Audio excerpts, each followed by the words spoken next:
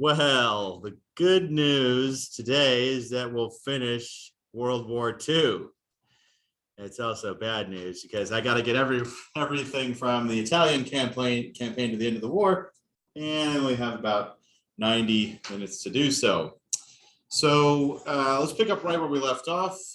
The Italian campaign, as we remember, George Patton is still a bit in the doghouse, and he's not really in charge. And as we mentioned, the Germans, when they hear this, are just tickled that they actually believe that the Americans, the Allies, are trying to trick them into thinking that George Patton is not actually in charge of the army.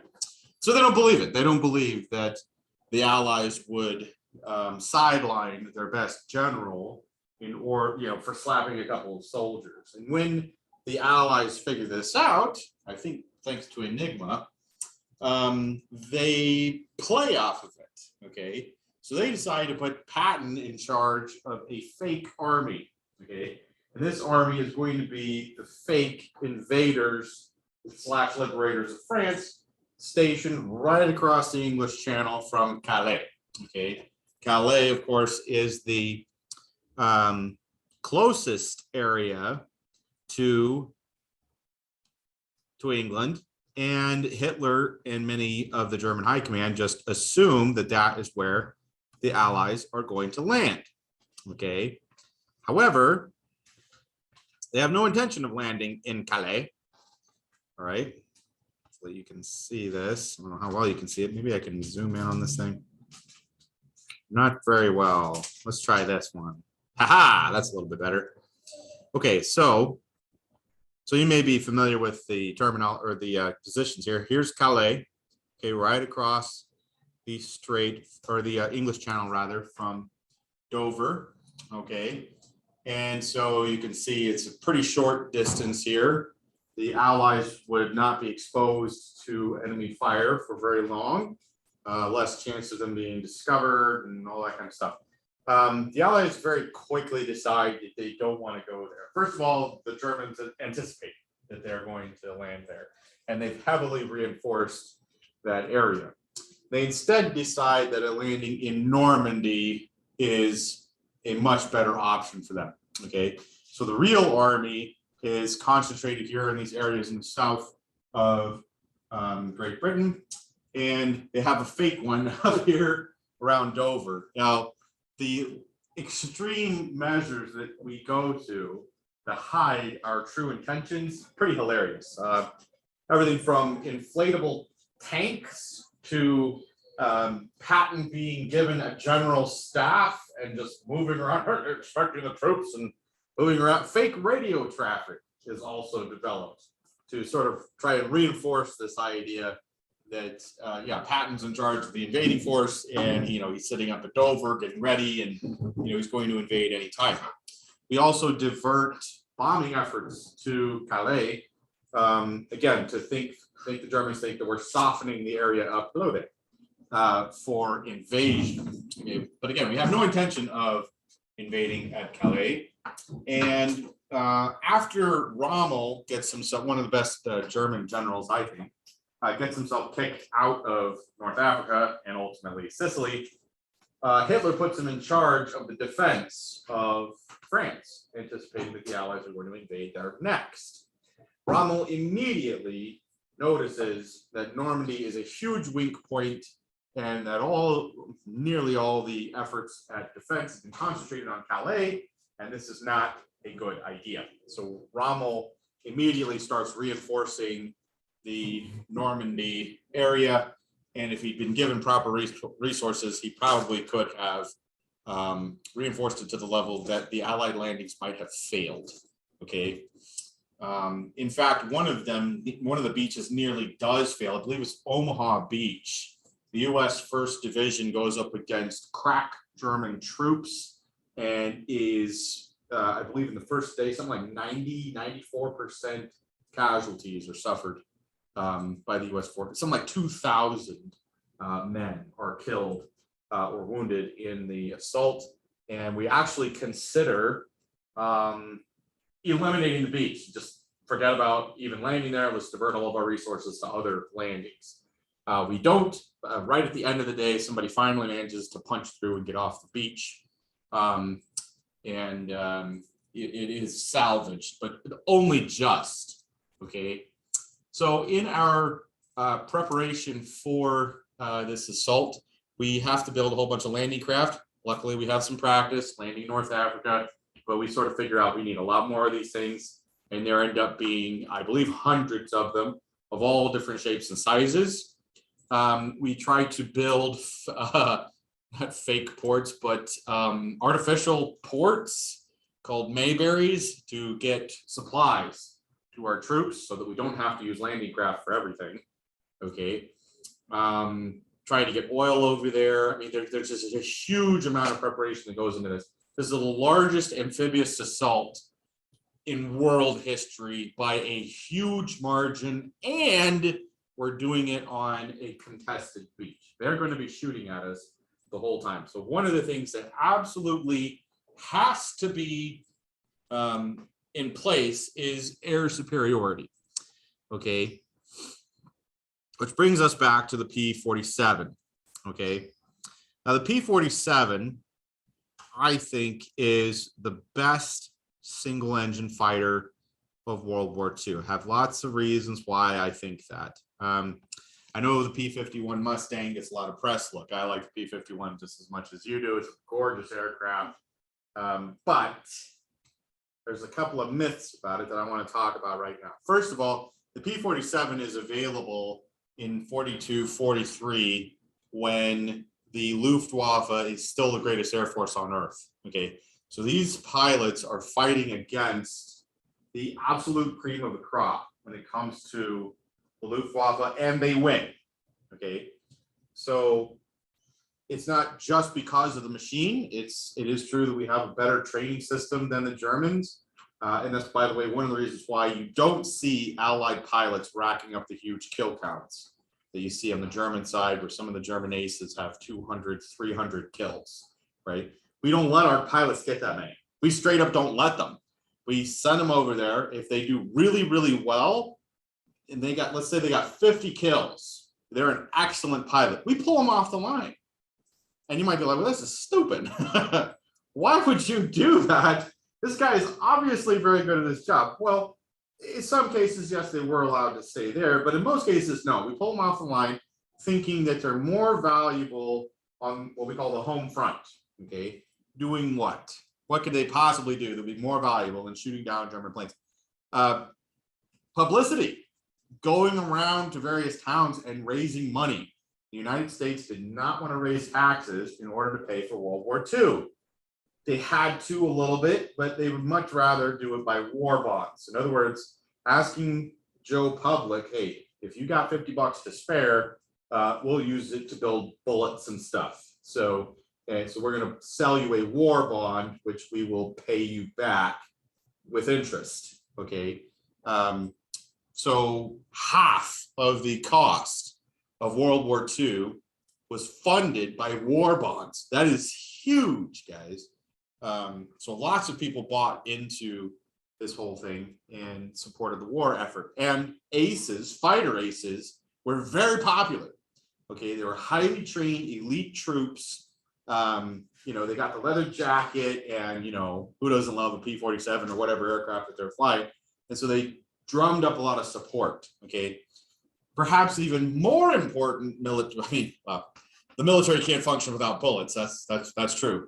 But perhaps even more importantly, these guys helped training pilots. Okay, and you just imagine, you know, you're a raw recruit. You've mastered your trainer aircraft. You're just being introduced to this humongous 2,000 horsepower, 400-mile-an-hour machine, one of the fastest machines on Earth at the time. It's a little intimidating, right? And here you've got a veteran who actually has killed Nazis come in to show you how to fly it. This is a huge boost for your morale. And he's going to show you all the tricks the Germans are up to and how they do their maneuvers, and, you know, how to defeat, you know, how to play to the aircraft's strengths. Don't fall into this trap. Don't, you know, dive for the deck. Don't follow them down to the deck. Stay at altitude. You know, all the advice that you might think, you know, your flight instructor who after all, he actually been to war, but you're going to listen to this ace over here who knows his stuff, and he's got the stars to prove it. Okay, so that was a drastic improvement compared to the German training method, and that is why in some cases on their first combat missions, American pilots are able to shoot down German veterans. Okay, we put them up against the best the Luftwaffe had to offer, and they do win, and they win kind of a lot. Okay, part of it is because of the machine being superior, and part of it is because their training was better. Deflection shooting, we've talked about. Deflection shooting is something we actually trained our pilots in. Americans were the only ones that actually trained their pilots in deflection shooting from the very start of the war. Okay, so the P-47 has many advantages, one of them being its dive speed. P-47 is the fastest diving aircraft in World War II, other than perhaps some models of the Spitfire. Okay, so it's very, very fast in a dive. P-47 has 8 50 caliber machine guns. That is an extremely heavy armament. It also carries a lot of ammo for those machine guns. Okay, so not only does it have a very high chance of hitting Mr. Bad Guy, but it has a very impressive weight of fire. About the only aircraft with a higher weight of fire is something armed with 4 20mm cannons, and a lot of times those didn't come in until later. Okay, so the 850 cals are a devastating punch. All right. Not quite as heavy of a weight of fire as 4 20mm, it must be said. However, you get more individual projectiles, which gives you a higher chance of a hit. It was generally thought at the time that having that higher chance of a hit was better if you were going up against fighters. So 850 cals was considered the ideal armament if you're going up against fighters. If you're going up against bombers, you might want the 20mm. Okay. The jury's probably still out on that, whether 4 20mm is actually an inferior armament. I kind of think that it is, especially going up against the Germans, because remember, they have a lot of trouble actually patching up their aircraft and putting them back in the sky. So if you only manage to damage them, okay, let's say you only get a couple of hits on them, that has more of an impact on the actual war than if you were shooting at them with 20mm and just missed all your shots. Okay, so I think that's an advantage. It's certainly something P-47 pilots talk about a lot, is they have 8 50 cals and they liked the firepower of the P-47. Probably the best thing about it is its durability. Okay, yes, there are vulnerabilities on the aircraft. If you punch a hole through the oil cooler system or something like that, yeah, you can bring the plane down, but all aircraft have that vulnerability. The engine on this thing is a double row, I believe they're 9 cylinders apiece, of a radial engine. Unlike the V-12s or the Spitfire, the P-51, and lots of other aircraft that are liquid cooled, these guys can function with a couple of cylinders missing. Okay, you can shoot a cylinder off and the plane will keep flying. Okay, famously, of course, one P-47 pilot got hit, was damaged, trying to fly home, and somebody caught up with him. I forget if it was a Focke-Wulf I think it was a BF-109 that caught up with him.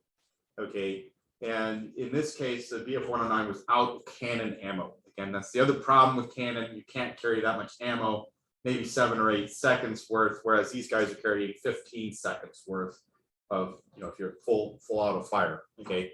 So this particular BF-109 was out of cannon ammo and therefore decided that he was going to just use his machine guns. He has 2 machine guns to take down the P-47.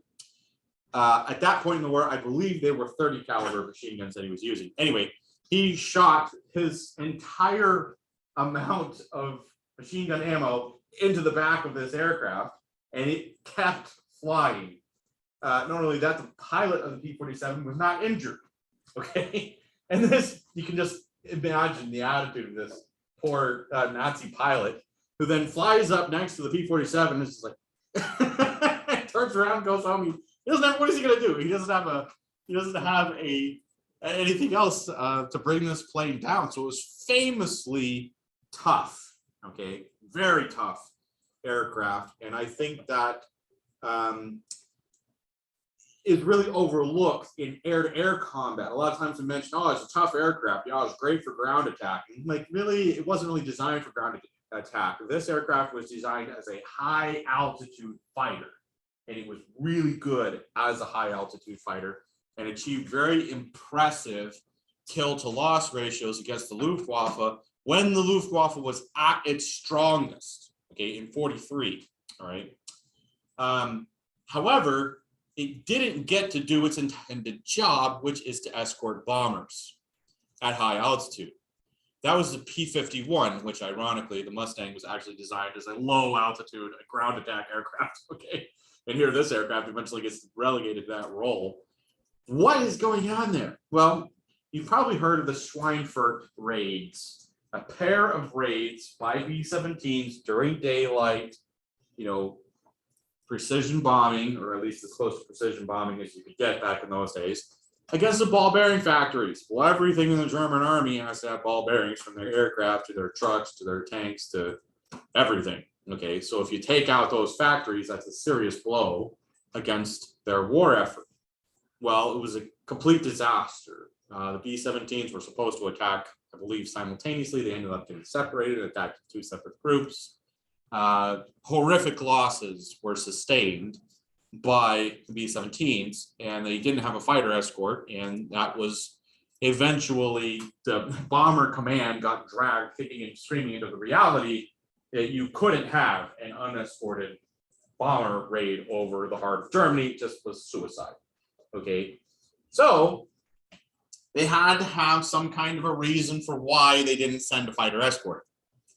How come you didn't send the P-47 over there? Oh, well, it doesn't have drop tanks. Really? Is that so? You want to try and sell it somewhere else? Because I'm not buying it. The United States Navy has drop tanks on all of its aircraft. How come the P-47 doesn't have a drop tank? You know, the British, in all their wisdom, thanks Great Britain, designed a drop tank that the P-47 could use. Ingenious design. They actually made the thing out of multiple layers of paper. Oh, it's cheap, right? So if you drop it and you don't recover it, oh well, it's a single-use tank. Okay, so the P-47 had a drop tank available and could have escorted the bombers, if not all the way to Schweinfurt, at least most of the way. Keep in mind, most enemy fighters are not going to be attacking it right over Schweinfurt because of the anti-aircraft fire that's going to be coming out there. So yeah, the bomber command basically said, well, we didn't have a fighter that could escort the B-17s all the way to their target, so that's why we didn't send a fighter escort. And they pretended like it was just sheer happenstance that the P-51 was given its Rolls-Royce Merlin engine with an excellent turbo supercharger and drop tanks, and suddenly have the range to escort bombers all the way to Berlin and back. And that's basically a myth. Okay, if you want well, it's not really a myth, it's a lie. Okay, there's actually documentation of this. If you're curious about it, I'll give you the link. By the way, an excellent source for World War II aircraft is Greg's Aircraft and Automobiles. He runs a channel on YouTube. He's serious about his primary sources, and let's look at, okay, this is what this guy says, but let's look at the actual manual for the aircraft and see how far it can fly on internal fuel, what kind of drop tanks are available for it, how much they actually increase the drag, and all those kinds of things. So there's way more information out there if you're curious about it. Okay, so if I were a fighter pilot in World War II, that's the aircraft that I would want above all else. My second choice, probably, again, a little bit of a surprise to you, P-38, not the Mustang. I like the Mustang. It's a great aircraft. It's very fast, but it's a little too fragile for my personal preferences. Okay. P-47 pilots famously came home with hundreds of bullet holes in their airplane. So you could get yourself home. You didn't you, not say nothing of surviving. You had a very good chance of surviving, but also getting home with a very damaged aircraft. And you know, we can patch this thing up, get it flying again. Oh, and by the way, we get to keep our pilot who almost died and now has learned his lesson and is going to do better the next time. Lots of pilots were lost because they were flying an aircraft that was too flimsy. How much did that set the war effort back, do you think? Well, the United States Army Air Corps made a mistake picking the Mustang, in my opinion. Okay. They had their reasons. It, to be fair, does have an excellent range. Okay. And it's a small fighter. It's more lightweight. It's more maneuverable than a P-47. True statements, all true statements. Okay. But one of the little known facts about that is they actually picked the Mustang because it was cheaper.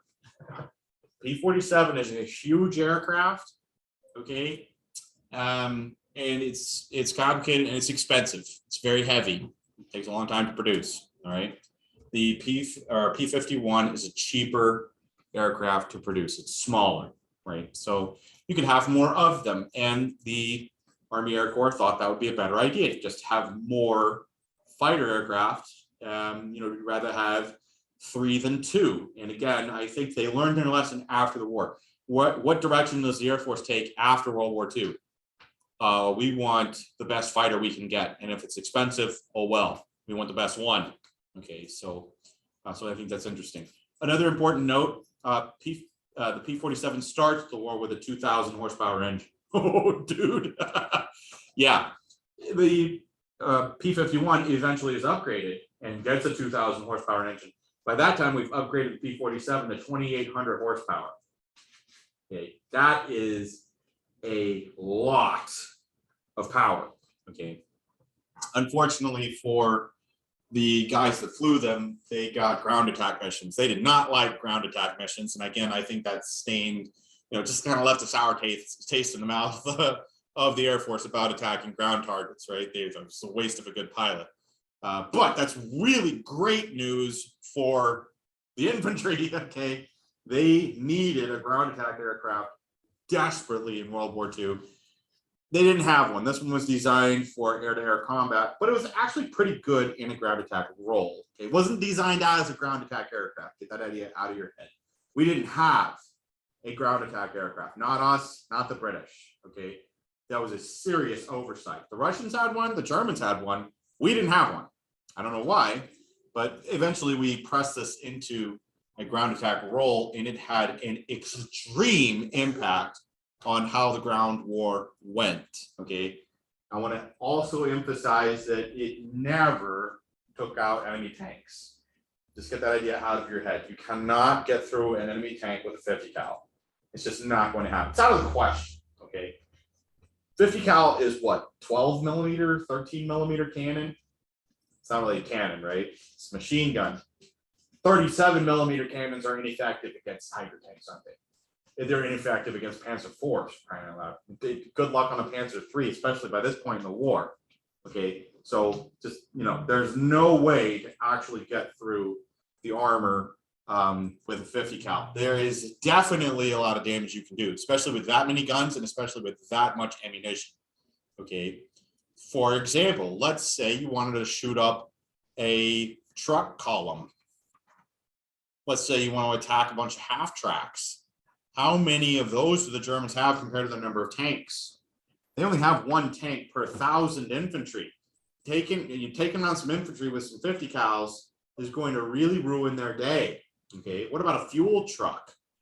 Can you burn the ever-living crap out of a fuel truck with 8 50 cals with incendiary ammo? Yeah. Well, and plus you get to carry a couple of bombs with you, and I want to say they could carry 6 or 7 rockets per wing, roughly twice what the P-51 could carry. So that was very useful, and again, had a huge impact on the ground war. One of the reasons why we did so well fighting on the ground was because of aircraft like this. There were other aircraft as well. They were very good, very important in the ground attack role. Hawker Typhoon comes to mind, but there's others that I'm unaware of. Okay, another, oh, I don't want to get to that yet. Let's see, let's go back over here. So the Allies invade Normandy June 6th, 1944. They achieve near complete surprise. The Axis powers had no idea that they were going to be there. In fact, Rommel is famously on a little bit of a vacation. I think it's his wife's birthday or something like that. And he sort of takes some time off, goes back into Germany, he's kind of chilling out for a little while, thinking that the weather would prevent the Allies from invading. Again, one of the advantages that we had was control of the sea. And so having ships and aircraft surveying this area and knowing what weather was headed for the continent, we had a little bit of an opening there. We saw the opportunity, and Eisenhower seizes it and is able to pull off these landings. The initial landings, except, and again, I believe it was Omaha that had such bad casualties. Except for Omaha, the other beaches actually encounter actually have fewer casualties than they thought. So the landings themselves, except for Omaha, went really well for the Allies. Okay, the problem comes with trying to break out of Normandy. Oh, right. One of the things that makes it easier is Hitler does not want to release the Panzers, the reserve that Rommel had insisted having a reserve. Okay. He doesn't want to release them. He thinks that the landings in Normandy are just a diversion, and he wants to keep the armor reserve just in case there's a real landing at Calais. So again, Hitler makes the war a little bit easier to win, okay, for the Allies. So he relents, I want to say late in the day, finally allows the Panzers to attack. By then, the Allies have a little bit too much ground, a little bit too many anti-tank guns, particularly the British brought a lot of anti-tank guns with them and a lot of Sherman Fireflies with them, and they stop the German Panzers, in some cases, right before they get pushed back into the sea. So it's a little bit closer in some areas than maybe we're led to believe, okay? The Americans, by this point, have a 76 millimeter Sherman, okay? High velocity, 3-inch gun, same gun that's on the M10, the tank destroyer. I think it was just called the Hellcat, okay? It's an excellent anti-tank gun, but we left it behind. Why did we do that? Well, this is an amphibious assault. One of the biggest mistakes you can make is bringing something with you that you don't absolutely have to have right now. The Americans have been fighting against panzers in Italy, in Sicily, in North Africa. The good old-fashioned 75 millimeter has been doing just fine. And so they don't think they're going to need a 76 millimeter, which, by the way, is the same diameter, technically. They call it a 76 just to differentiate it. Okay, but it has a huge gunpowder charge compared to the 75. Okay, so it is much higher muzzle velocity. And that also makes it a little bit less good at fighting targets on the ground. Okay, so if you think about, you're fighting an infantry position, okay, and they're over here, and you're over here, and you're firing this 76 millimeter, you're coming in a little bit better of an angle. You can drop ordnance in on them versus a more point and shoot type situation where they may have a wall here that can protect them. So the 76 millimeter is disliked by some troops. Later in the war, they get a 76 millimeter Sherman. They're like, no, I want the 75 millimeter Sherman, and you better give it to me right now. And so some commanders basically say, if I don't get my 75 millimeter Sherman, I'm not fighting in it. And they get it. Why? Because it's just so rare for them to encounter an enemy tank. And when they do, they outnumber them 5, 10, 20 to 1. So why even bother with a 76 millimeter? The 75 is so much better against infantry. Okay. It is also true that for whatever reason, they use a different shell. And the high explosive shell in 75 is better, okay, than the 76. So that's another reason they want it. 90% or so of ammo is other than armor piercing. Okay, so most Sherman tanks, most of the war really didn't encounter enemy tanks for the most part. Okay, and they'd rather have that high explosive shell. They'd rather have smoke shells. okay, and other specialty rounds.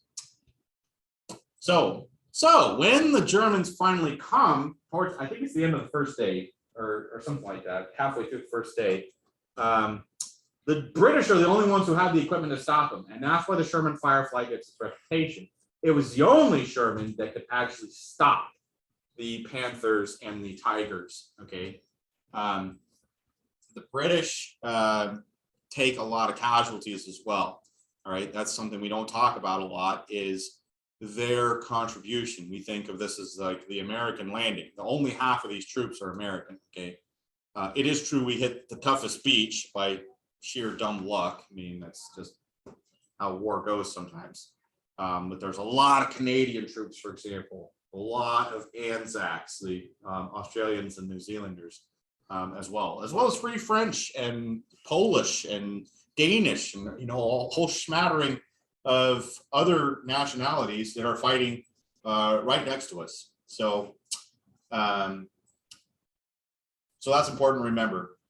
The great number of casualties that we take, okay, and one of the reasons why the Sherman has been tarnished, its reputation unfairly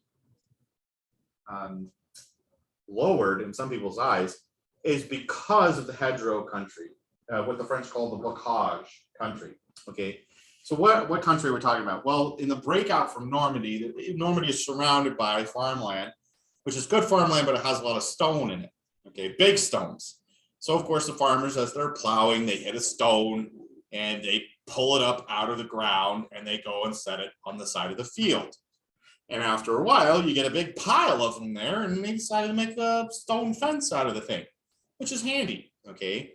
And then over the years, the stone fence, you know, accumulates dust and debris, gets blown on top of it, and trees and shrubs grow up in the hedges, okay? So it becomes this tangled mass of roots and stone, and it can be 4 or 5 or 6 foot tall, and then vegetation on top of that. So you're in your own little football field and you can't see anything beyond that. And meanwhile, the Germans know exactly where the roads are because they've got good maps, and they got all sided in with artillery and anti-tank guns. And, you know, you poke your head out and get it blown off. And that's what happened a lot in the fighting around Normandy. It took us a lot longer to break out of Normandy than we thought it would, okay? And eventually, one of Patton's guys gets a brilliant idea to design a tank that can punch through a hedge. And these became known as the hedgehog tanks, okay, which is a brilliant idea. And they basically welded, you know, bits of metal onto the front of the tank like this so that you could plow into this hedgerow, basically cut off a nice little tank-sized section of it and punch through the hedgerow 4 or 5 tanks at a time. And so the anti-tank guns can't possibly shoot all 5 of you at once. You figure out where he is and give him the good news, and you know, there he goes, and you're off on your way. So hedgehog type tanks had a great success punching through the hedgerows and helped the breakout to Normandy. Half of all Sherman tank losses happened in those first few weeks, okay, in the hedgerow country. Okay, so again, is it really a fault of the design of the Shermans, or, you know, the Sherman tank must be horrible because, you know, it took all these casualties? Any tank you want to put in there is going to have those same casualties. Okay, so I personally believe that the 76 millimeter Sherman was the best tank of the war, okay, for anti-tank duties. But then again, a lot of commanders on the ground would have disagreed with me. They'd have been like, nope, the 75 millimeter is the best one because we want a tank that can support our infantry. So right to the end of the war, the Americans kept that 75, okay? There were factories that switched over from producing 75s to 76s. They have the larger turret on them as well, so you got more space in there for fighting. They're a little bit heavier, but yeah, I think there were very few armored divisions that had more than 50% 76 millimeter tanks. Most of them were still 75s. Okay, and the Sherman tank is so good that it keeps being used after World War II. In the Korean War, we used 76 millimeter Shermans against T-34-85s. And we were, in many cases, attacking them and still achieved a 2-to-1 kill ratio. So, you know, we had an excellent tank. Was it the best tank ever? Could it have been better? Well, those are maybe more involved questions. Okay, before we get to Battle of the Bulge and the end of the war, I want to talk about the war in the Pacific a little bit. We left off with Guadalcanal. Couple of important notes about that. The Japanese are never really able to knock out Henderson Field or the Cactus Air Force. Okay, they try, not for lack of trying. They try many, many times, and in many cases break through the Allied ships that are there. Again, I want to emphasize that there are British and Australian ships that are fighting alongside of us in that campaign. Not as many of them as the British would have liked to have there, but that again is another story. Okay, so there are times when the Japanese are able to break through our screen and shell Henderson Field. They can never do as much damage as they want to. We put up enough of a fight to slow them down long enough, so you know they can only attack during the daylight, for example, because they don't want Henderson Field aircraft to come and bomb them, right, during the daylight. So they don't do as much damage as they would like to. They try to reinforce Guadalcanal a lot. Landing more troops, landing food, landing heavy equipment. They're just never able to pull it off. Transports are slow. They're vulnerable. We sink a bunch of them. We bomb a bunch of them. And it just ends up kind of, again, we were able to sink enough of them that the Japanese can never really get enough troops on the island to put up the fight that needs to be put up if you're going to get through those Marines on Guadalcanal. The Japanese learned a lot of very important lessons in Guadalcanal that they should have probably known, but they didn't. Remember, the Japanese think of the Americans as being rather soft, right? Sure, they have technology, they got a bunch of fancy equipment, but their character's lacking. They're wusses, okay? They're pansies. And all we have to do is inflict enough casualties on them and they'll give up. So they tried the same infantry tactics against us that worked so well in China. Remember, Japan is in control of about a third of China at this point in the war, right? Well, fighting the American Marines ain't like fighting the Chinese, buddy. They charge bayonets fixed on Guadalcanal. This is a bad idea. You're going up against crack shots. Okay, you're going up against an American Marine division. Okay, they put out barbed wire. They have machine guns. They have hand grenades. They'll, you attack them at night. They'll hit you with star shells and light you up like the daylight. So the Japanese in one night took 1,000 casualties and only managed to kill 40 Americans.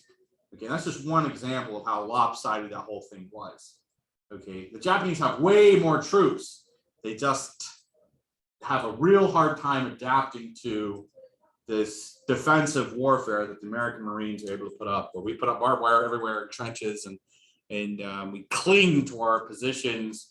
We're pretty good shots. Keep in mind, in Guadalcanal, most of American Marines still have the bolt action Springfield, so they don't have the Garand rifle like the Army has. Okay, they don't get it till I think right after or almost towards the end of Guadalcanal.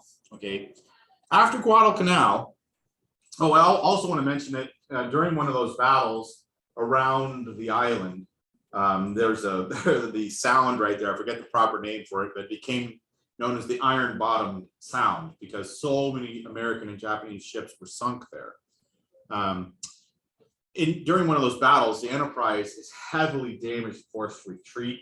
So that is actually the low point in the Pacific War, where for a short period of time, the Americans have no operational carriers in the Pacific. And the only one that's actually still floating is the Enterprise.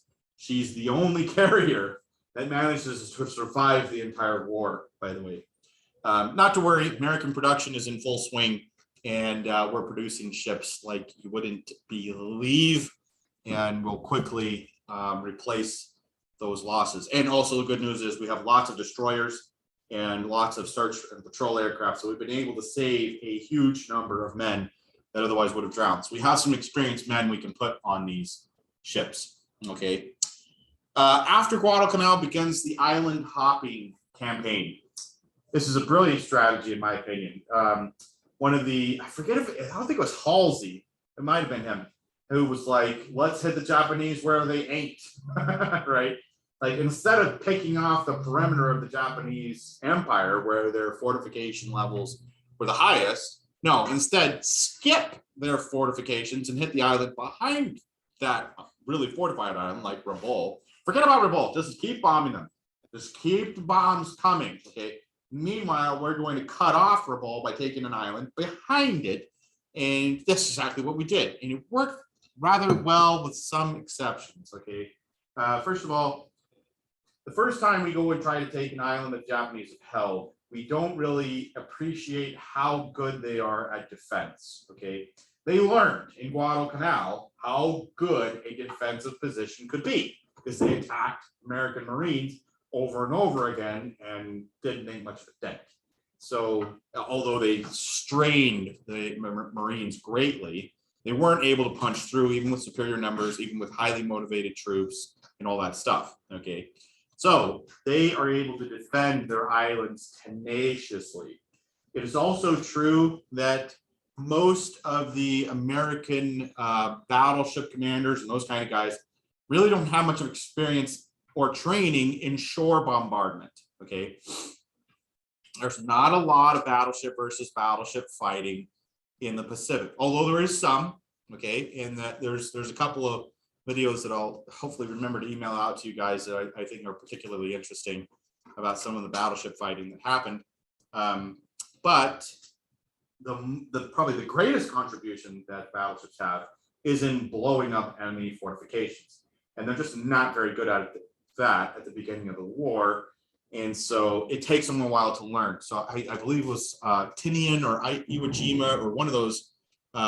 We took a lot more casualties than we thought we were going to take because we just weren't as good at doing shore bombardment as we really would have liked to have been. Later in the war, we make a lot more progress, okay? And it's not very long before we start to be able to bomb Japan, okay? The B-29 comes into play here. The B-29 doesn't have like a huge bomb load, but it has a ridiculous range and altitude, okay? Designed as a high altitude precision bomber to go with the atomic bomb that the Americans are building, okay? Which will be ready pretty soon here. So we're able to capture, I think it's Tinian, it's actually pretty close to Japan, enables the B-29s to carry a heavier bomb load. And we firebomb the ever-living daylights out of Japan. A lot of people forget that way more civilians are killed by fire bombs than are killed by the atomic bombs. Okay, probably 10 to 1, maybe 20 to 1. Okay, is it justified? Not really. I mean, how are you going to justify civilian casualties? We didn't know. We should have learned from the Germans who tried it against Great Britain, right? They tried to firebomb Great Britain into submission. Did it work? No. Well, but they don't really have a heavy bomber. Well, then the British tried to firebomb the Germans into submission right after that. Did it work? No. But then again, the British don't have a daylight heavy bomber. So the Americans were going to try strategic bombing over Europe, and once we got a fighter escort worked out, it actually made more of a difference than most people think, okay? It certainly didn't win the war, but it made the war a lot easier, okay? I think have we talked about the Stug 3? I feel like we have. Yeah. So the Stug 3, the factory was destroyed. And then they had to switch to a Stug 4, and that factory got destroyed. Then they had to switch to the Hertzer, which is basically the same thing. And then that factory got damaged. So the Germans are, yeah, they're under a lot of pressure with this whole bombing campaign thing, okay? But it also must be said that we got sick and tired, and as the war went on, it became more brutal. and we switched to firebombing of cities. We destroyed Cologne, for example, and several other German cities that were firebombed to the point that they created a firestorm. You guys know what that is? You have such intense heat of a burning city that it creates this rising column of air, sucks in its own oxygen supply from the surrounding countryside. There's actually wind headed towards the inferno. Okay, Tokyo, 90 to 95% of Tokyo is destroyed in firebombing raids. That is why we didn't drop an atomic bomb on Tokyo. We intentionally left some of these cities untouched, Hiroshima and Nagasaki being on that list. There were 5 or 6 cities. We intentionally left pristine so that we can have a good target. Okay, so if you think the United States government is like way more moral than other governments, would never, commit the kinds of atrocities that we see in war, that's just not the case. Okay, study your history. All right. So of course the question is, were the atomic bombs justified? Should we have done this? Okay.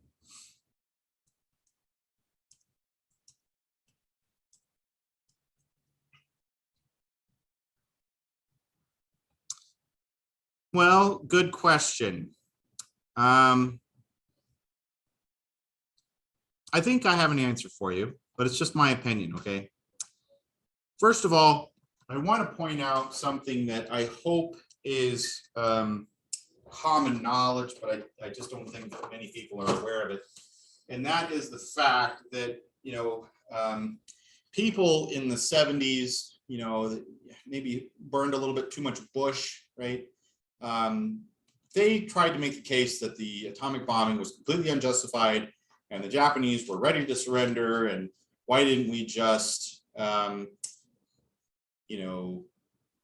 invade Japan? We could have invaded. There was actually a magazine that published that we could have invaded Japan and it would only have cost 20,000 casualties. Okay. Well, of course, that's still 20,000 casualties. It's nothing to sneeze at. Of course, the atomic bombs killed somewhere in the neighborhood of both of them put together. I'm going to say 100 to 200,000 people. It really depends on how you count. The records are not all that great, but let's just say at least 200,000 civilians, mostly civilians, were killed. And that a majority of those civilians were really probably not involved in war-related, they weren't in the factories, right? They were minding their own business and they had very little control over what their government was doing, which of course the Japanese government at that time was basically completely controlled by the military. Okay. So is that a good number? No. Let's look at some real numbers. The British, remember the British are fighting Japan as well. Just because, again, at this point in the war, Germany has surrendered, that does not mean that the British are out of the war. They're fighting Japan just like we are. They lost Singapore, for crying out loud. Japanese have attacked Malaysia and threatened India and done all kinds of crazy things. But the British are at war with them too. And the British were calculating, Winston Churchill and all of his advisors were calculating the British were going to lose something like 500,000 men in the invasion of Japan. Remember that during all of World War II, the British lost 300,000 men. Okay, so was this a big deal? Yeah, okay. The Americans, we calculated that for our part, we would lose 500,000 to 1.5 million American casualties. We calculated that we would inflict 1.5 to 3 million casualties on the Japanese army, and 5 million plus civilians, Japanese civilians, would be killed if we invaded the islands of Japan. To say nothing of the increased suffering of everybody else on that island, those islands that would have been affected by this. Let's also keep in mind that there were approximately 90,000 Allied prisoners of war that were being kept in Japanese prison camps at this time. The Japanese had sworn to execute all of them if the Allies set foot on their islands. Okay, were the Japanese determined to resist? Absolutely, they were. Okay, how much evidence do you want? They were eating the animals out of their zoos. They were issuing bamboo spears to old men and boys. They were going to inflict so many casualties. They still thought the Allies were going to give up. Even after we firebombed them, even after all the battles we fought in the Pacific, even though we sunk pretty much the entire Japanese Navy, they still thought they could win. We had to hit them in a way that they couldn't fight back against. And so when Truman, of course, FDR kicks the bucket, okay, he dies of natural causes in World War II. Truman takes over and he's informed of this doomsday weapon. And to read the accounts, he goes into it knowing what he's doing. He has a very sober mind about this whole thing. Okay, he knows the horrific impact this is going to have, and he authorizes it. Okay, and not just for political. I mean, again, looking at the numbers here, how many Japanese civilians are going to die in these bomb blasts? 200,000. Isn't that better than 5 million? I mean, sure. Okay. Let's at least try it. And seriously, if you have this weapon, nobody else on the planet has it yet. You're America. What are you going to do? What are you going to tell the moms of the million troops that you ordered to their deaths? Oh, well, we had the atomic bomb, but it probably wouldn't have worked. Oh, think of the horrors of nuclear warfare, right? Now, that doesn't balance. Keep in mind that 200,000 civilians is maybe 10% of the civilians that you've already killed with firebombs. And probably millions more that you've burned their homes to the ground and made them impoverished and destitute. Okay, so this is an easier decision than I think. If I definitely would have been like, yep, let's go for it. And being Americans and having some moral compass to us, even back then, people that weren't Christians still wanted to give the Japanese every chance. So what do? We dropped leaflets, okay? A little leaflet saying, look, okay, you're in Hiroshima.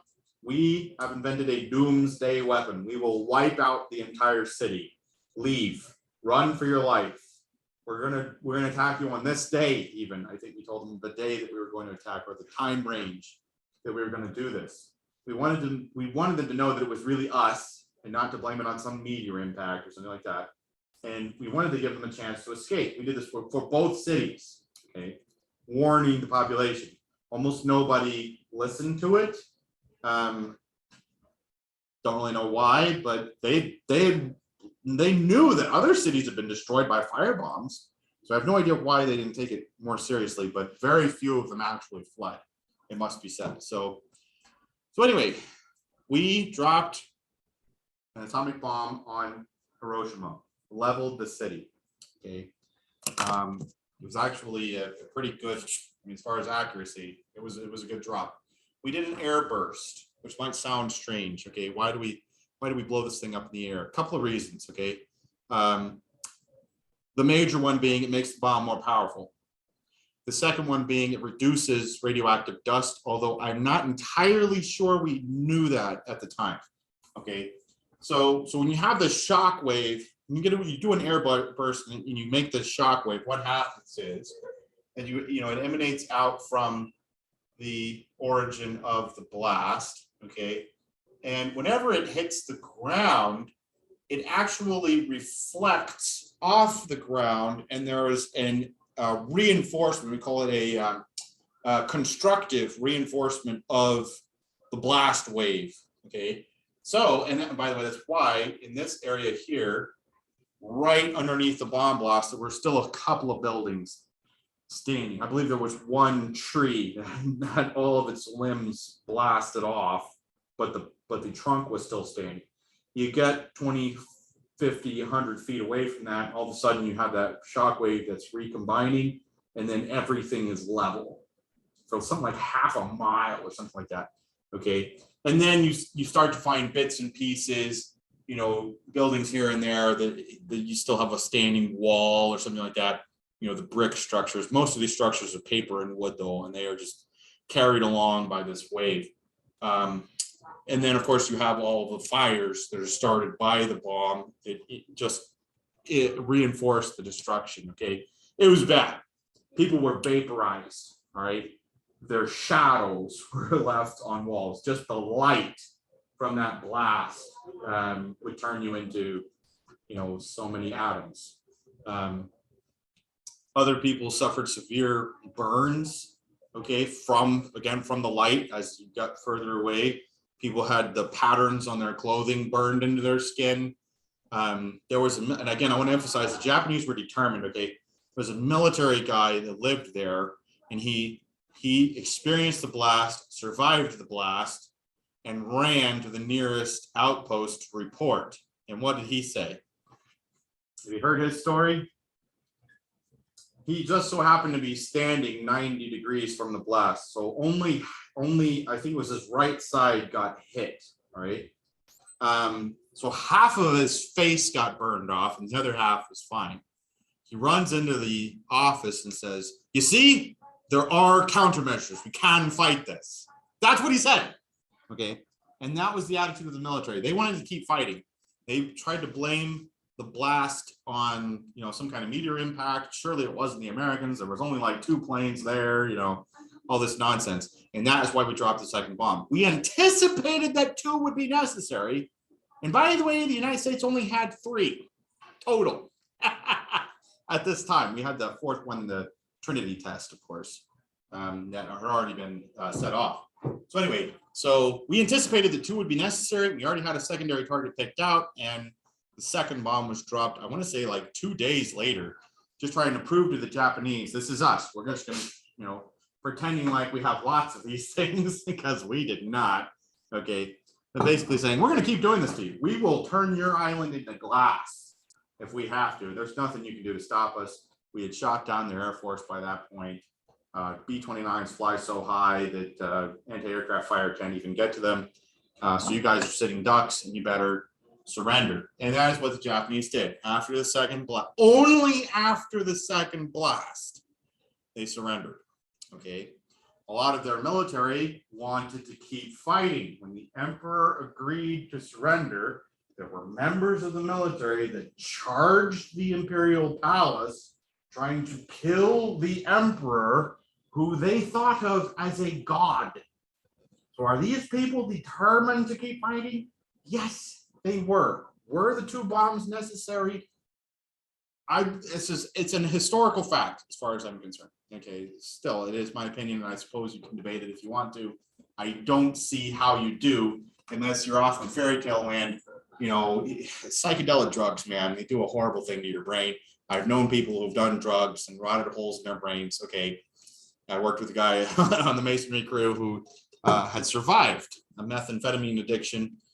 He didn't get to keep his teeth or most of his brain cells, but he could still function. Pretty interesting guy. Anyway, yeah. So if you're burning some bush, you're like, man, just peace, love, and happiness. Like you don't know your history. Okay. You could also argue, and I think I fall into this category, that the horrific reality of nuclear war was burned onto the world consciousness. The Russians didn't dare go to war with us. They didn't, and they had a plan, by the way, to conquer the rest of Europe. Did you know that? They were going to keep conquering, get all of Europe for themselves. And they didn't. Why? They built a new tank. They built it, was it the IS-2 or the IS-3 or something like that? It's supposed to be this unstoppable tank. They produced it right at the end of World War II, even knowing that the Germans can't put up a fight anymore. Why do they do that? Because they're going to conquer all of Europe. Why don't they? Because they don't get the atomic bomb for 2 or 3 years after we do. They just never have the bomb delivery technology that we do. They try to catch up. We stay ahead of them the whole Cold War. Okay, so this prevents World War III. You could argue that World War III is upon us, you know, and sure, okay, maybe it is, but nuclear deterrence is still a thing. By the way, the idea that Putin could nuke us at any time and all he has to do is push the red button, get that idea out of your head. That's media propaganda. We have invested billions and billions of dollars into nuclear defense technologies, rockets that can shoot down IBCMs. You know, if this nation were attacked, it's questionable whether nukes could actually get to us. Not to say that, you know, shooting them down means that there's no repercussions for the planet. Obviously, we want to avoid that, okay, but not at any cost. What, we're just going to let Putin conquer all of Europe? I don't think so. Okay, better stop him now while he's weak. And honestly, I think we're probably doing the best job we can about that. Our current administration, you know, just forget about them. I'm talking about the military advice and let's not do a no-fly zone. I think I agree with all that. It's hard to know for sure what the right thing is to do, but man, the Ukrainians are putting up a fight. Anyway, so I don't anticipate World War III is on our doorstep. And you guys might be too young to know this, and I hate pulling that card on you. You know I do. But people have been predicting the end of the world since the beginning of time. Okay, so far they've all been wrong. All right. So we'll see. We'll see what happens. You know, this whole idea. Well, Putin has reserves. He's got tens of thousands of tanks left. And most of those tanks are broken down, sitting out in a field, collecting rust. Okay, they're not really available for this conflict. He's already used some of his best troops. Yeah. So these nuclear bombs dropped here. Yeah, they're horrific. There are still places of Hiroshima and Nagasaki that you can't live because of the radiation. Okay, so let's not pretend like, you know, this was an easy decision. The Oppenheimer and those guys who worked on the Manhattan Project and built the bombs begged the United States not to use it. Basically, never use this thing. Okay. Their advice wasn't heeded, and you know, that's why war is not led by scientists. Sometimes they make the wrong choices. Okay, I'm a big science guy, but that would have been the wrong call. Okay, dropping these bombs where they were on the most militaristic culture that has ever existed forced them to dissolve that culture. Japanese culture today is totally different. I mean, come on, they're one of our strongest allies. You know, Japan and us Americans see eye to eye on lots of stuff. We don't like Rocket Man. We don't like North Korea. We don't like China. We don't like Russia. We have a lot in common. They could not have gotten past that, okay, without being shocked into a little place you might call the real world. They got the third largest economy in the world, or maybe fourth. Okay, they're an industrial people. It's a shame that they were enslaved by their military like that. So, and that they were so cruel. My word, the Japanese are worse. The Japanese imperialists did worse human experimentation than the Nazis did. And that is a universal opinion amongst historians. Anybody who has studied the kinds of things that they did to their prisoners says, yeah, this was actually worse than the Holocaust. So it's a nasty business, but that is war. That's why you don't go to war unless it's the only option. Okay. The Americans play catch up really fast in the whole Pacific campaign. One of the things that really helps them is a torpedo that actually works. The Mark 14 torpedo is hilariously, ridiculously, legendarily broken. Okay, they tried to fix it 3 different times. They still can't get the bloody thing to work. They had not tested this thing at all before the war. Submarine commanders were shooting at targets with their torpedoes, only to listen to them clang off of the enemy hull without exploding. There were cases where your submarine captains shot 20 torpedoes, scored multiple hits, no damage to the enemy. They were so, I mean, wow, how mad. I mean, they're out there risking their necks and their crews and their ships, and they don't have a torpedo that works. In some cases, the rudder would get jammed on the torpedo as it was launched, so it would circle around and sink the ship that launched it. That happened more than once. Okay. So they finally fixed that thing, and then the American submarines all of a sudden take a huge bite out of the Japanese Navy with a torpedo that works. Go figure. They do make an impact on the war before that. They all had deck guns at that time. So being very small and very stealthy, they sneak up and sink a lot of Japanese merchant marine shipping. Okay. So that's an often overlooked part of the war. The Japanese have to bring all these supplies back to their home island.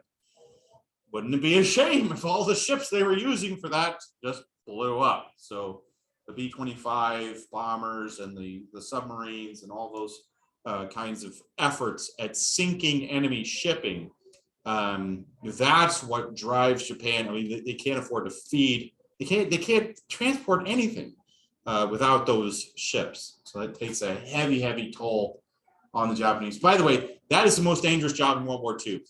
Being a shipping captain, in some places of the war, that was over a 70% casualty rate in the Atlantic and in the Pacific. So Allies and Axis powers, extreme casualty rates amongst those folks. Eventually, we do win the battle for the Atlantic, but man, we came close to losing. That's one of the only times Hitler could have actually won World War II, is putting the correct number of resources into the Battle of the Atlantic. You could argue that America is still going to come back and kick its butt, but Britain is going to really suffer. I don't know if they get conquered, but it's definitely going to lengthen the war. We'll say that maybe 2 years. Who knows? Maybe Rommel gets his chance to build the Atlantic Wall like he wants to. Maybe we can't get the 20% supplies to the Soviets that they need to keep their army going. Maybe they do collapse. So who knows? Anybody's guess. But so the submarines get a working torpedo. Famously, they sink a Japanese aircraft carrier. I think it's the Taiho, one of the biggest aircraft carriers of World War II, is sunk by a single American submarine with one torpedo. Oftentimes, the Gato class and the Batao class American submarines, I always heard, oh yeah, they're great ships, they're very big and all this stuff. Like, Japanese submarines were almost twice the size. Okay, the Japanese had a better submarine, they just didn't use it properly. For whatever reason, we sent our subs out on hunt and destroy missions and use them very effectively. The Japanese really did not. Most of the Japanese submarine captains spent most of the war staring at a bunch of empty water. Too bad for them. They had an excellent torpedo. The oxygen fueled, I think as a Type 93 long lance torpedo, was far superior to anything the Allies had at that time. So caught us by surprise in a couple of battles off of Guadalcanal. We had no idea the Japanese could make such an excellent torpedo. And they were pretty good at keeping it secret. Okay, we're going to talk about the Battle of the Bulge, also sometimes called the Third Battle of the Ardennes or the Fourth Battle of the Ardennes. Yeah, there's a lot of battles fought in that same basic region. Americans in particular, and the Allies in general, Montgomery included, did not really believe that Hitler had it in him to mount a major offensive at that time. This would be what, late winter 44, early 45. Okay, Hitler has saved some reserve. Many of his generals urge him to use it on the Eastern Front, and Hitler, for whatever reason, thinks that there's more of a chance of victory against the Western Allies than there is against the Soviets.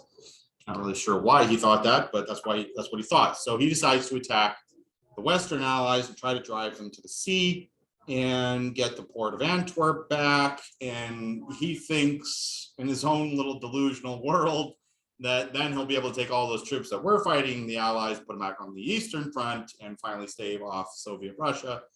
Of course, that's a pipe dream, but what are you going to do? It's Hitler. By this point in the war, Hitler has quite the drug addiction, okay? He's got his own personal doctor, and this doctor is a quack, okay? Like a duck quack, okay? He's not banging on all cylinders. He's got Hitler on all kinds of crazy drugs. Some people think that Hitler was actually demon possessed. And others were like, no, no, no, he was just on massive amounts of methamphetamine. And, you know, I'm the kind of person who's like, well, doing drugs can be a gateway for demon possession. So why not both? Yeah, but that's just me. You read some of the stuff Hitler said, you might also get that idea. He's not doing well. By the way, one of the big problems that Hitler had was that he was a vegetarian. Okay. And it was not a diet that suited him. Funny story. So a lot of the food that he ate apparently was beans. And so his generals constantly complained about going to meetings with him because he farted so much. Okay, so apparently one of the reasons why he hired this doctor was because he was having digestion problems. And speaking of Hitler making the war easier for the Allies, this guy had him cooked up on all kinds of a cocktail of various drugs, which, yeah, probably shortened the war. I don't know. Anyway, so Hitler has these solutions. He decides he's going to attack in the Ardennes. He manages to pick a pretty decent target, and he does a fairly good job of like making sure he attacks during bad weather, so the Allied Air Force is going to be grounded and stuff like that. He masses a bunch of Panthers and Tiger tanks for this, and so we get our tank battle. Just the tanks. Let's see if the tanks are really that good. And to be fair to them, they do punch through. They manage to take the Allies completely by surprise because we rely on aerial reconnaissance, which can't fly in really bad weather. There's a lot of snowstorms, stuff like that. And also, the Germans maintain complete and total radio silence. And on the couple of clear days we're able to get over there, they have all their tanks hidden in barns and all their troops hidden in cities. And it just doesn't look like anything's happening over there. So the Allies want to believe that Hitler is on his last legs and that he's, you know, this is the last gasp and he's probably going to surrender any time now. And so that's what they believe. Even when the tanks start their engines and the Allies can hear them, they don't report it because they think, oh, well, they're just rotating their units around, which is a bunch of bunk. You don't do that. And again, we now train our military. These guys, a lot of them are hastily trained troops, right?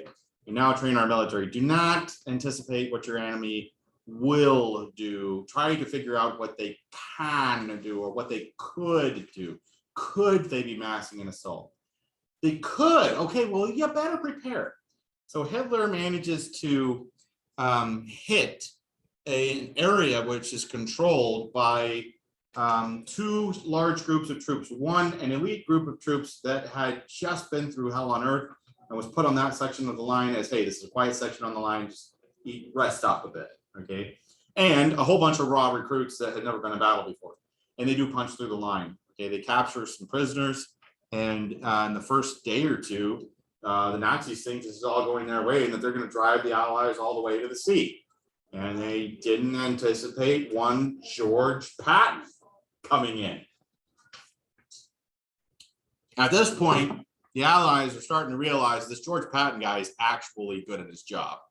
Okay, but yeah, Operation Market Garden has happened. It was a failure. So they've stopped listening to Montgomery. Montgomery, just a couple of days before the Battle of the Bulge, famously said, oh, the Nazis can't possibly, they have short on manpower, short on fuel, short on equipment. They can't possibly mount any major offensives. And then a couple of days later, they all showed up. So the Allies are done listening to Montgomery, and who are you going to listen to then? Well, then, you know, you got George Patton. Let me at him. Okay, fine, go. Here's your gasoline. You happy? Yeah. Then he's out. He's off to the races. Famously, George Patton moves the entire Third Army, the Fourth Armored Group, through. It covers all that territory. I want to say he does it in 3 days, and during that time, inflicts something like twice his own army size in casualties on the Germans. Okay, how does he do this? He's just that fast. Okay, and it's not his top speed that's important. It's that he doesn't stop to give the Germans their time to build defenses. He's there today, and then tomorrow he's going to be somewhere else. He just keeps going. The same thing we saw with Rommel, the same thing we saw with Guderian.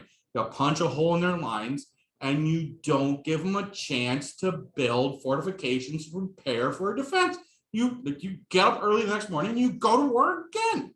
And so when you give Patton his gasoline, yeah, he does an excellent job with it. And also Bastogne and another town that I can never pronounce or remember what it is, put up fierce resistances. Bastogne famously is never conquered.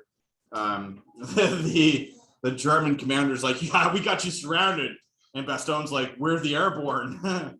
We're always surrounded. Like, that's just normal for us. You got something better? And of course, he was bluffing. He didn't have the forces necessary to wipe them out. And they didn't know that, and they didn't care. So the resistance becomes fierce. The American advantage in firepower comes to play. There's one case where for almost an entire day, the German advance is held up by 12 guys in a little pit with their M1 Garands. Okay, 12. And they suffer one casualty and inflict something like 400 casualties on the enemy. Yeah, so it is also true that the Nazis are out of elite troops. So a lot of their tank crews, even though their tanks are pretty good, their tank crews pretty inexperienced. And so this is one of the only times that the tank destroyers actually get to do what they're designed to do. And yeah, they do a good job. Okay, the M10 is just the best example, perhaps, of a tank destroyer. It's small. It's about half the weight of a Sherman, but it has the same engine. It has very thin armor, only keep out machine guns, basically. So even 20 millimeter will make short work of this thing. But basically, your goal is to not get shot at. You just don't want to get shot at. It has the 3-inch gun. Okay, so again, same gun as a 76 millimeter Sherman, but it's twice as fast. Top speed of 55 miles an hour. And your goal here is to basically attack the Germans in the flank, right? The Germans break through somewhere, and you take your group of tank destroyers and race over there as fast as humanly possible, as fast as M10 possible, or M18. I get them confused. There's many different versions of tank destroyers. But the Americans basically never made an assault gun. They made a tank destroyer, and it got used as an assault gun. But yeah, its frontal armor is almost non-existent. But it was very successful when it was used as designed. A lot of times, tank commanders were like, well, I have tank destroyers and tanks, so I guess you guys come with us. And the tank destroyers are like, we're not supposed to be going toe against tanks. We can't really do that. We're supposed to hide and hit them when they're not looking. So in this battle, they do a great service to the Allies and inflict heavy casualties. The Panthers and the Tigers lose about 2-1 against Shermans, mostly just regular old 75 millimeter Shermans. Some 76s and some tank destroyers that definitely help out. Yeah, the Germans, again, they meet fierce resistance. They take a lot of casualties. Bastogne is never captured by them. And yeah, they end up surrendering about 4 months later after that.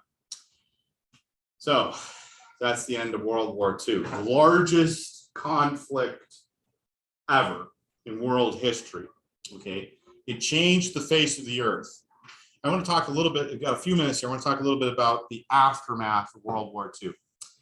America is the only superpower left. And you could argue in many ways a mega power. Okay, we have the only factories that haven't been bombed. We have the only civilian population that hasn't taken casualties. We have all of the wealth. We have, we're the manufacturing hub for the world. Not just the breadbasket. America today feeds a huge number of people that are not in our country.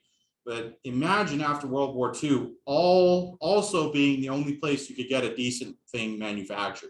We sold cars to everything, everybody. We sold optics to everybody. We sold heavy machinery to everybody. We had tons of money to use for education and housing and weapons development and all of those kinds of things. So you're an American troop and you survived World War II. You could get on the GI Bill and buy a house. That was a big deal. Home ownership was a pipe dream for most of American history. But after World War II, you could get a very decent house for a very decent price because the government would help you because they had tons of money. They were the only ones with money. They were making bukus of tax dollars, selling stuff to the rest of the planet. And so home ownership became kind of normal after World War II. My house that I live in was built in 1950 on the GI Bill and built rather well, I must say. Well, it's still here, isn't it? Okay. You could get a college education. That is when college education started being more expensive. Demand started going up. Supply and demand works that way. The baby boom happened, right? You survived the war. All your buddies may not have. So you feel like you need to have your kids and their kids. And you did. You had lots of kids and you could afford it. So you had a big family. And you also had PTSD. It was pretty much untreated. So a lot of these kids, including my dad, were neglected or spoiled rotten. So the baby boomers became famous for, well, let's just say, well, look what happened 20 years later in the 70s. These people are nuts, right? They start burning down college campuses and such, right? The flower children, right? So that's a problem. In the 80s, it all catches up to them, okay? In the 1980s, the World War II veterans look around and like, who the flip won World War II? I see German cars driving down my street. I see Japanese cars driving down my street. Buy American. And America's like, no, American cars are junk. Why are American cars junk? Because trade unions. So they were like, hey, we need a raise. And the automobile manufacturers were like, sure, why not? We're making so much money. We're always going to make this much money. Sure, you can have $40 an hour in 1960 to push a butthead. Why not? That's what they did. Yeah. They made tons of money. Well, it didn't last. Eventually, Germany rebuilt her factories. Eventually, Japan rebuilt her factories, and they made better stuff. We all know Toyota's better than Ford or Chevy. There's no contest, is there? Well, what happened? Honda. Dude, I drove a Honda Civic for 6 years. That car had almost 300,000 miles on it when I sold it. Okay. It got 42 miles per gallon. Yeah. Okay. So what happened to American manufacturing? They got lazy. Okay. Will they ever come back? Will home ownership ever get to that level again? Probably not. Well, after World War II was kind of a fluke, guys. Okay, don't feel like there's something wrong with the world because you can't match your grandparents. Almost nobody ever has. Okay, that is not a normal thing. That was a weird thing that happened after World War II, and with global competition, might not again. So you might want to, keep that in mind. A lot of your parents' generation got the idea that they should be able to have the same standard of living as their parents. And in order to do that, they went into massive amounts of debt. And some of them are still paying for it, okay? They went into massive amounts of debt to get their college degree. That is not a good idea, right? So the aftermath of World War II, America just thinks it's just gonna keep going, and it just doesn't happen. It takes the rest of the world a long time to recover. For heaven's sake, food was rationed in Britain until 1948. Yeah. So, and we do horrible things to Germany in post-war, chopping it up into little blocks and making sure they can't manufacture things and their economy tanks. And it's kind of bad. It's a little shameful, but it's a lot of shameful what we did to them. Patton dies like 2 weeks after the end of the war in Europe. Mysteriously killed in a car wreck that had nobody else even injured. Well, he recognized the real threat was the Russians. He wanted to rearm the Nazis and go to war with Russia. That was his idea. Might have worked. They didn't have an atomic bomb. I don't know if it would have worked. Yeah, well, we didn't think that was a good idea, so we offed him, basically. that's a conspiracy theory for you right there. So next week we will talk about, that will be the bonus lecture. Okay, we'll talk a little bit about modern warfare. All right. And our projects will be. And your projects will be due.